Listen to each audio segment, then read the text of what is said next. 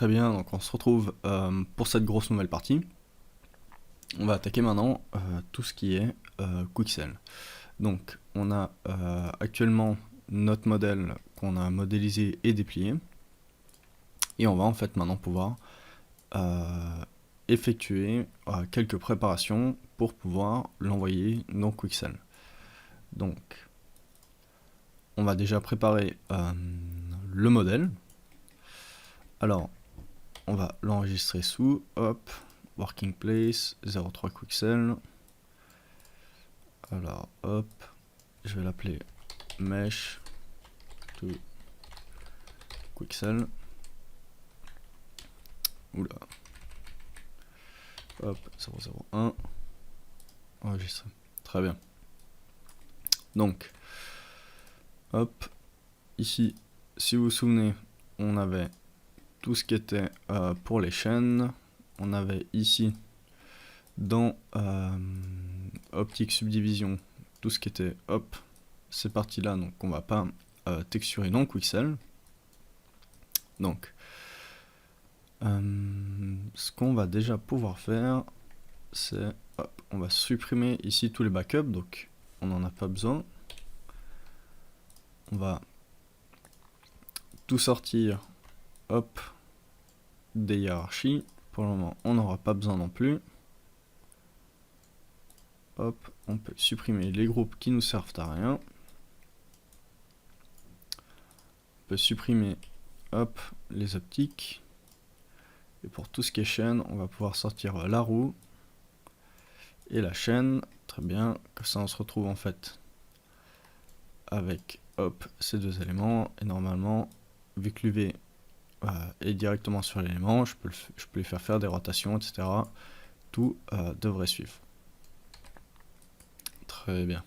Et tout ça, on peut supprimer. Donc maintenant, en fait, on se retrouve avec, comme la dernière fois, toute la hiérarchie, hop, de nos éléments. Alors ça et ça, normalement, je peux venir aussi supprimer. Très bien. Alors là, le principe maintenant, pour Quixel, ce sera déjà de donner une information première, c'est, on va dire, une texture brillante, non pas forcément brillante, mais de couleur pure à chacun de nos éléments, pour qu'ensuite Quixel en fait puisse se dire ok, bah alors ça c'est telle texture, ça c'est telle texture. Donc par exemple, si on avait tout un personnage, imaginons médiéval, bah celui porterait du métal, du cuir, du tissu. Et le principe, ce serait de dire, bah voilà, ça c'est du cuir, ça c'est du tissu, ça c'est plutôt du cuir solide, celui-là plutôt doux, ça c'est du métal qui est complètement cassé, ça c'est plutôt un métal qui est très propre parce qu'il vient d'avoir son nouvel équipement, enfin, etc. etc. Et le nom c'est une ID map. Très bien. Donc on va créer cette ID map et on va se servir en fait de nos fichiers, hop, de référence pour aller, hop, savoir lesquels éléments est-ce qu'on va avoir besoin. Donc ici on voit qu'on a par exemple un gris qui est plutôt foncé, un gris clair qui est le même que celui-là ici, très bien. On a un gris blanc qui est le même que celui-là et celui-là. On a ce noir ici pour les roues. On a un orange, un jaune, hop, ici du rouge, et là du jaune, mais est-ce que ce sera la même couleur que... Non, de toute manière, c'est deux matériaux différents. Ici, on a le jaune qui sera du plastique, et là, on aura le jaune qui sera du métal. Et on va juste pas faire ici, en fait, les roues. Quoique, dans l'idée, on pourrait... Mais là, on s'en fiche un petit peu. Dans l'idée, ce serait juste, en fait, de venir ici, rajouter, hop, un petit élément bombé. Mais ça m'intéresse pas trop de le faire en fait,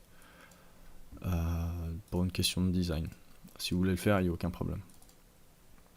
Alors, on va tout de suite faire ça. Donc, ce que je vais faire, c'est que je vais rouvrir mon visualiseur. Alors, fenêtre, visualiseur. On va venir drag and drop les textures, hop. Est-ce que les deux sont nus? Parfait. On peut drag and drop les deux textures en même temps. Et on va créer donc toutes les textures dont on aura besoin. Donc une ID map, je vais voir si je peux vous trouver un exemple.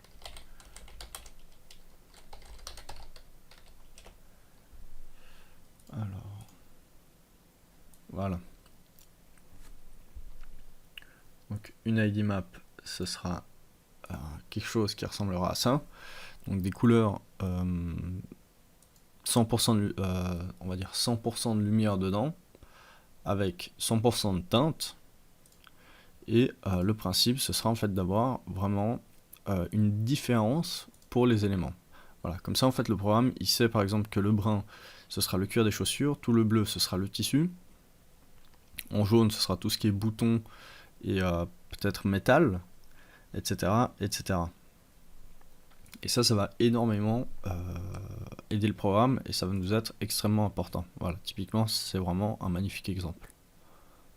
Et on voit ensuite qu'il y a vraiment des familles d'éléments, même si au final la texture est différente. Donc ici, on voit que par rapport à la ceinture et à ici l'espèce de protège avant-bras, il y a une différence. Ça va être ça le principe. Très bien. Donc, on va déjà commencer par une texture qui sera, hop, ici le gris. Donc on va l'appeler par exemple gris clair. Ensuite, gris foncé. Alors, hop, dark. Très bien. Ensuite, on aura donc le foncé, ce sera celui-là. Ça, on va l'appeler dark, tout simplement. Bien black. Hop. On aura, hop. Donc là, pour la copier-coller, ce que je fais, c'est que je fais CTRL, cliquer, glisser. Hop. On aura ici. Donc ces couleurs-là, ce seront la même. Peut-être, hop, celle-là. Il faudra faire 2-3 petites vérifications. On aura, hop, la chaîne. Et la roue qui sera gris clair. Donc la chaîne, 1, 2, 3, 4, très bien. On aura maintenant les câbles. On va dire câble jaune. Ensuite le câble orange.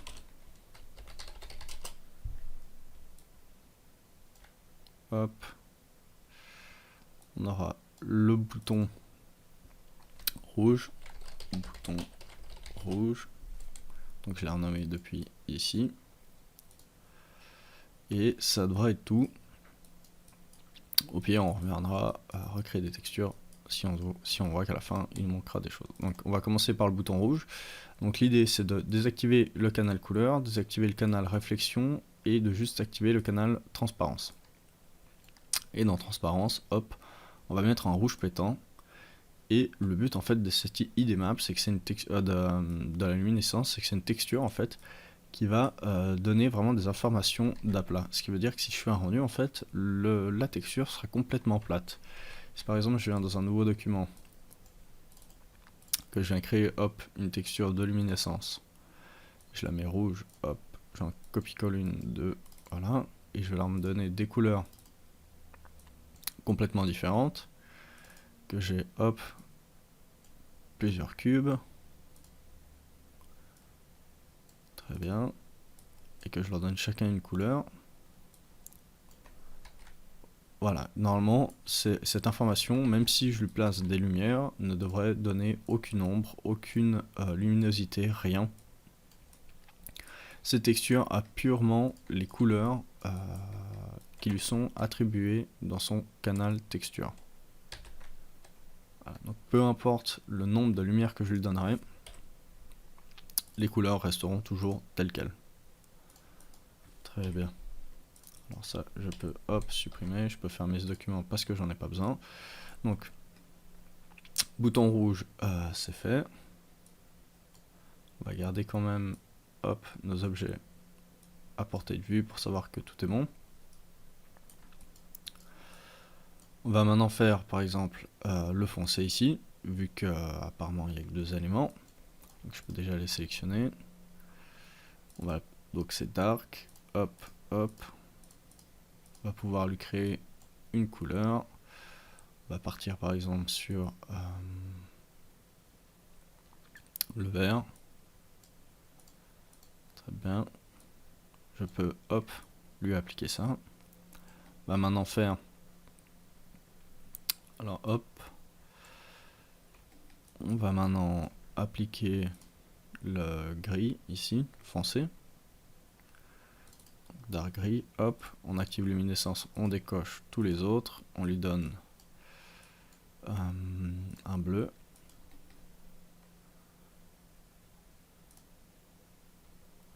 On peut venir sélectionner tous les éléments dont on a besoin.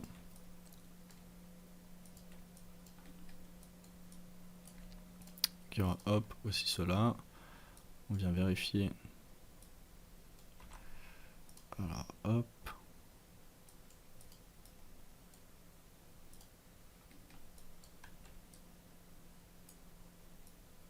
Alors ici on voit que c'est peut-être plutôt plus dark, mais j'ai quand même envie hop d'avoir la même texture pour tous ces éléments. Je peux venir hop drag and drop. Très bien. On aura aussi quel autre élément? Ça a l'air de tout bon. On a maintenant hop le gris.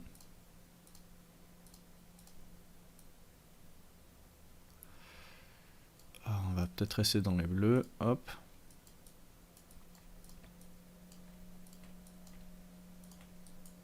Donc majuscule à chaque fois, n'oubliez pas, pour sélectionner des éléments en plus.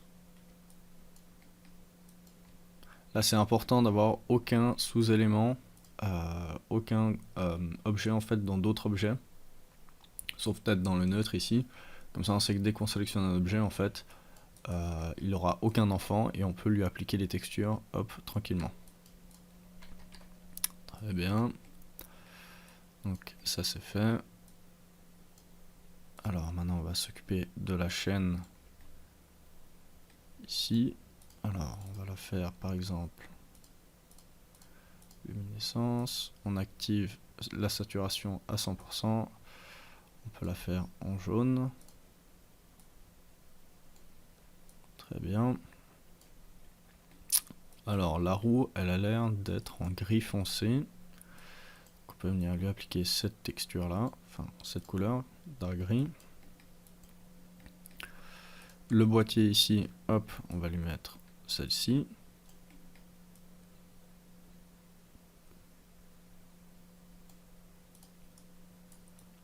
Alors là où maintenant ça devient intéressant, hop, c'est le vert. On va aussi devoir hop lui rajouter une texture.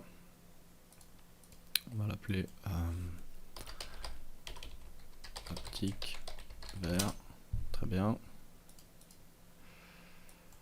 Alors le jaune c'est déjà fait, ce vert, hop.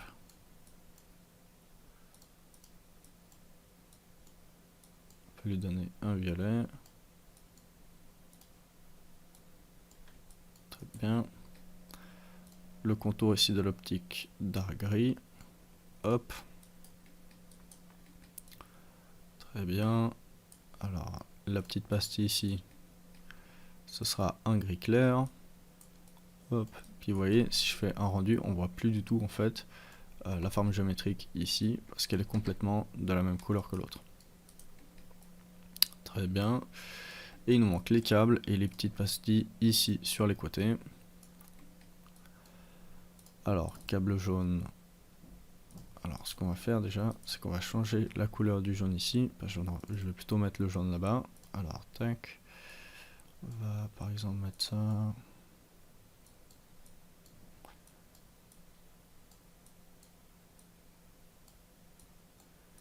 Rose. Très bien. On va créer hop de l'orange. pour luminescence.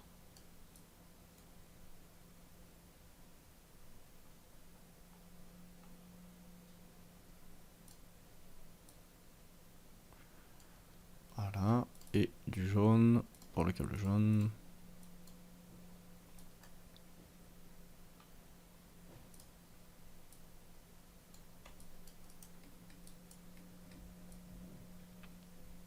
Et maintenant, on n'a plus qu'à finir avec les pastilles sur les côtés. On va appeler ça pastilles.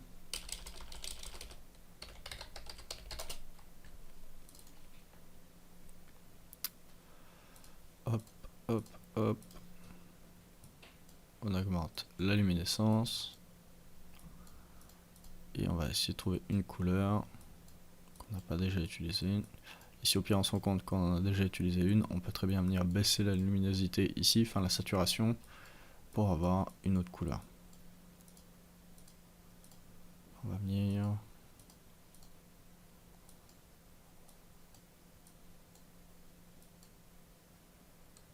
Là, on va dire un espèce de rose saumon.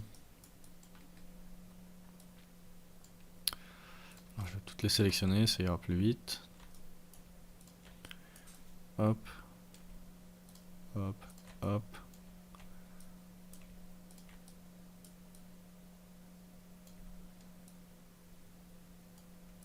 Très bien. Alors, je peux enregistrer ça déjà, hop, sous V2. Très bien. Alors là, normalement, si on regarde notre hiérarchie, on a tous les éléments qui sont appliqués. Ça, c'est une très bonne chose.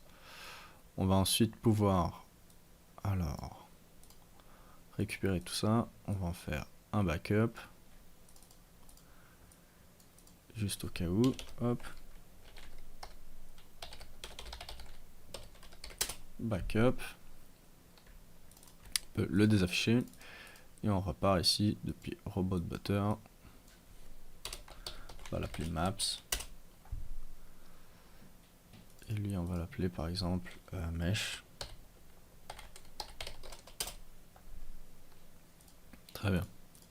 On va sélectionner tous les éléments de notre Robot Butter, donc de face à chaîne. Et on va pouvoir faire clic droite, connecter les objets, plus supprimer.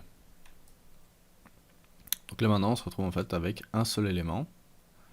C'est très bien. On va pouvoir venir sélectionner, hop, toutes les propriétés sélectives de polygone et on peut les supprimer.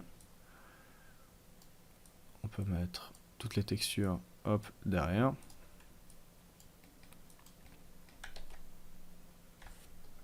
J'ai mes textures qui n'ont pas suivi. Alors, tac. Alors, je vais faire, hop, je le place au-dessus. Alors, il supprime les textures, on va laisser ça là en attendant. Essayer de voir si on peut résoudre le problème autrement. Si on les déplace, hop, à l'arrière et que je viens supprimer ça. Bon. Apparemment, on va devoir laisser les propriétés ici. Alors, on peut peut-être essayer de faire autre chose. Ce sera par exemple de...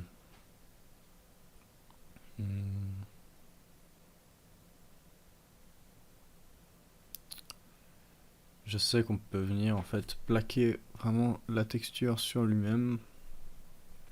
Mais je sais pas si ça nous intéresse vraiment, ça, dans l'idée. Alors...